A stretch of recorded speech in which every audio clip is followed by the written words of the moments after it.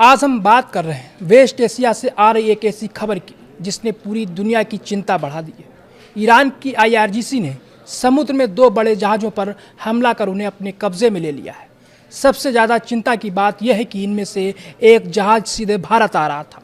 आखिर ईरान ने ऐसा क्यों किया है और अमेरिका के साथ चल रही तनातनी का इससे क्या लेना देना है? चलिए इसे हम आसान भाषा में समझते हैं।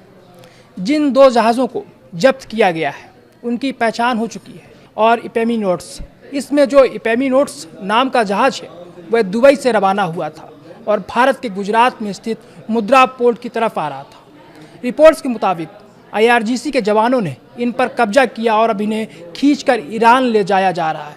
फिलहाल जहाज़ों के मालिकों से संपर्क नहीं हो पाया है, लेकिन इस घटना ने समुद्री व्यापार के लिए बड़ा खतरा पैदा कर दिया है। अब सवाल उठता है कि यह अचानक क्यों हुआ? दरअसल पिछले कुछ दिनों से इस क्षेत्र में राजनीतिक हलचल बहुत तेज़ है।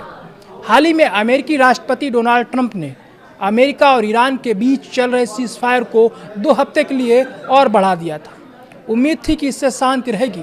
दूसरी तरफ अमेरिका ने अपने उपराष्ट्रपति JD वेंस की पाकिस्तान यात्रा को अचानक रोक दिया है।